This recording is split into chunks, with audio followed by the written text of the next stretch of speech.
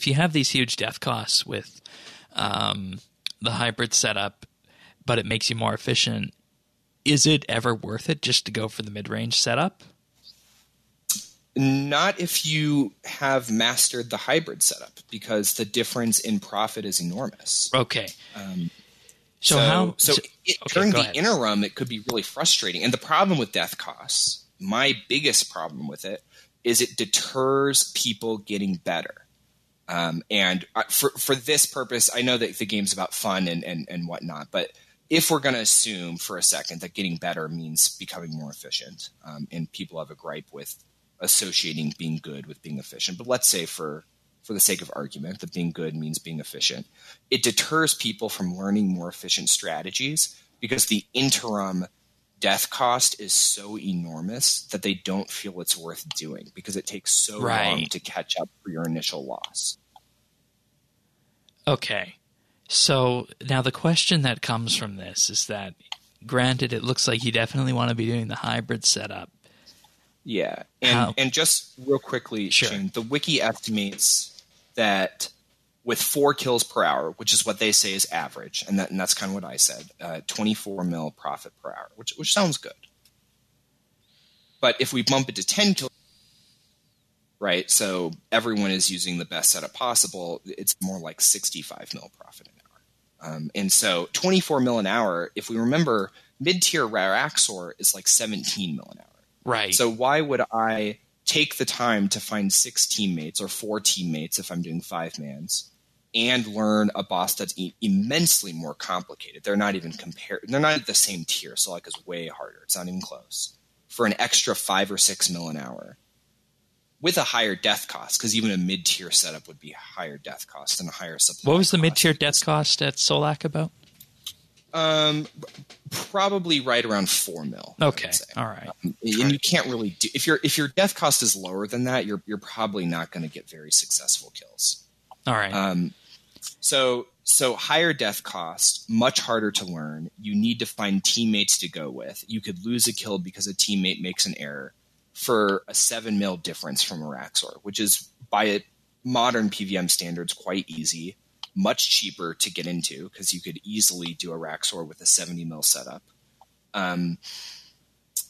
Whereas the best setup is now 60 plus mil. So now there's a huge difference between a Raxor and Solak, if that makes sense. So really there's just the reason I said that I would never do Solak unless I was using on a best in slot hybrid team is because I can make the same or more if I just did a Raxor. Yeah, it just doesn't economically make sense to do it. Right.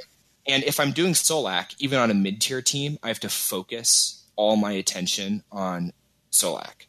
If I'm doing a Raxor with a mid-tier setup on my Iron Man, I could be AFKing something on my main and watching a TV show and listening to a podcast all at the same time because it's so effortless for almost the same amount of profit. Right. And now the question with that is, with your hybrid setup, how many deaths on average do you, someone who's very experienced, get an hour? I'm not nearly as experienced with hybrid Solak as many others. So I probably would die right around 2 times an hour, I would say, which makes it barely worth it for me. And yeah, I mean, it's really challenging. It's genuinely really hard to do. And I don't do Solak very often unless I'm going with a team that I know is going to be extremely good. Because I don't view myself as good enough to carry a team. I think I could be in the middle of the pack of a good team, but not towards the top end, if that makes sense. And so 1 or 2 deaths, and now we're looking at 30 mil profit an hour, which is less than I make at Araxor. So why would I ever do Solak ever? Unless I was willing to say I'm willing to go through the pain of learning how to do this because eventually I'll be dying between 0 and 1 times an hour instead of 1 to 2 times an hour, and then it'll be worth it. But the death cost is so high that it really kills any incentive for me to learn how to hybrid Solak efficiently because I know I'm going to die at least once an hour due to user error because I haven't done that many kills there. I've maybe 250, 300 KC. Yeah. Well, and off of like sorry, Shane. Yeah, I just wanted to.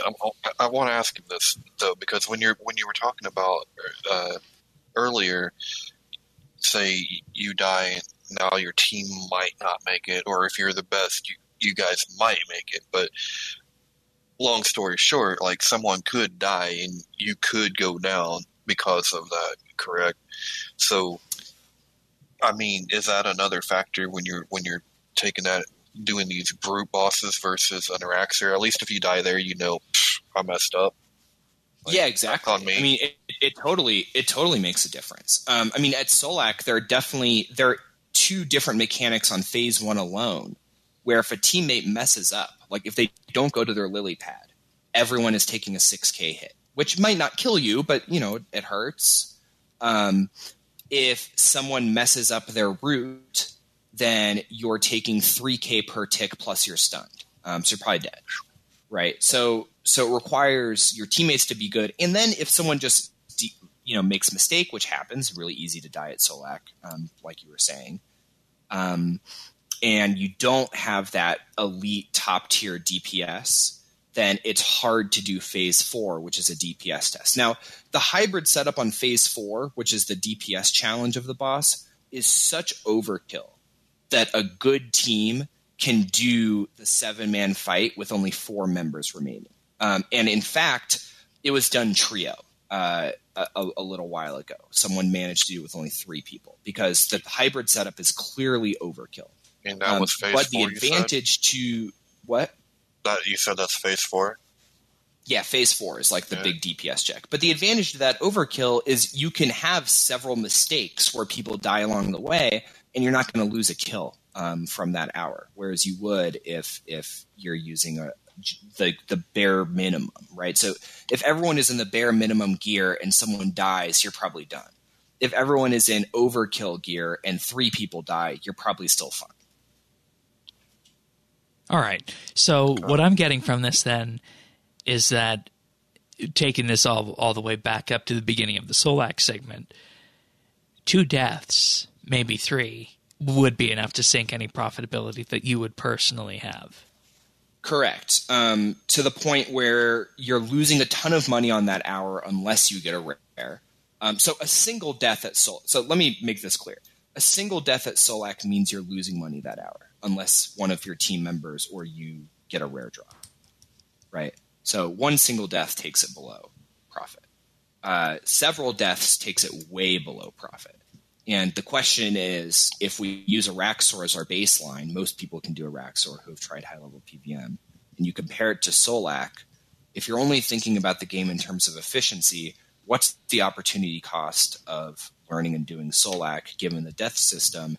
Most people think it's just simply not worth it. They'd just rather stay at Araxor or keep their consistent 20 mil an hour rather than go through many, many hours where they're losing money in order to eventually learn how to do the boss properly and not die. Full monthly bits can be found on our Patreon page at patreon.com/RSBANB.